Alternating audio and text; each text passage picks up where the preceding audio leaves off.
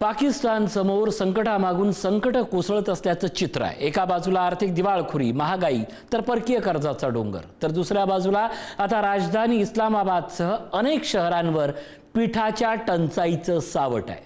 होय, तुम्ही बरोबर ऐकलं, पिठाच्या टंचाईचं सावट। गव्हाचा पुरवठा अचानक थांबल्यानं तब्बल 45 पीठ गिरण्या बंद होण्याच्या मार्गावर आहेत। दरम्यान सोशल मीडियावर रिपब्लिक ऑफ बलुचिस्तान नावाचं स्वतंत्र राष्ट्र घोषित झाल्याचं आणि नव्या चलनाचे फोटो व्हायरल होत आहेत। मात्र या दाव्यामागचं वास्तव नेमकं काय, पाहूयात हा विशेष रिपोर्ट।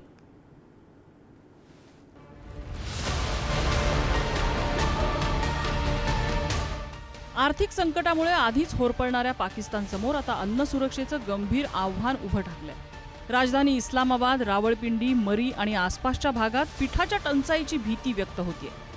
पंजाब अन्न विभागाने गव्हाच्या वाहतूक परवान्यांवर कोणताही लेखी आदेश न देता अचानक निर्बंध आणल्याचा आरोप पीठ गिरणी संघटनेनं केलेला आहे। या निर्णयामुळे सुमारे 8000 टन गव्हाचा नियमित पुरवठा विस्कळीत झाला असून जवळपास 45 गिरण्या उत्पादन बंद करण्याच्या उंबरठ्यावर आहेत।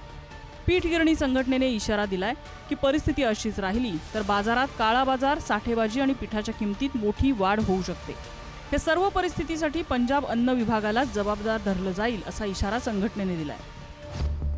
पाकिस्तान समोर हे नवं संकट उभं टाकलंय। 45 गिरण्या बंद होण्याच्या मार्गावर आहेत। 8000 टन गव्हाचा पुरवठा विस्कळीत झालाय। इस्लामाबाद, रावळपिंडीत टंचाईची भीती आहे। काळा बाजार आणि महागाईचा धोका त्यामुळे संभवतोय।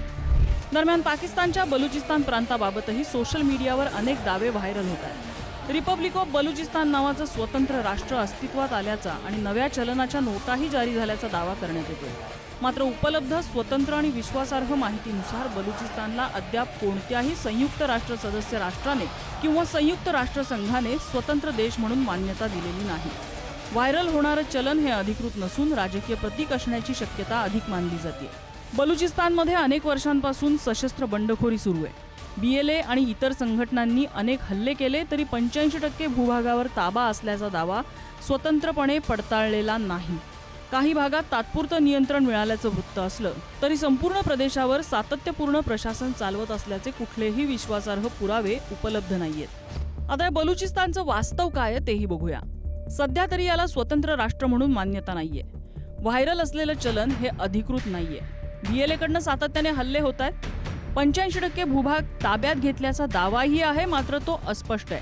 पाकिस्तान सैन्याकडून त्यांच्यावरती प्रतिहल्ले सुद्धा सुरू आहेत। एका बाजूला आर्थिक दिवाळखोरी, वाढती महागाई आणि आता अन्नधान्याचा तुटवडा, तर दुसऱ्या बाजूला बलुचिस्तानमधली वाढती अस्थिरता। या दुहेरी संकटामुळे पाकिस्तानच्या अंतर्गत सुरक्षेवर, अर्थव्यवस्थेवर आणि जनजीवनावर मोठा दबाव निर्माण झालाय।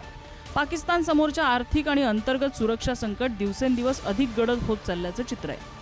पिठाच्या संभाव्य टंचाईमुळे सामान्य नागरिकांच्या अडचणी वाढण्याची शक्यता आहे। तर बलुचिस्तानबाबत सोशल मीडियावर फिरणाऱ्या दाव्यांकडे तथ्य पडताळून पाहण्याची गरज आहे। ब्युरो रिपोर्ट, पुढारी न्यूज।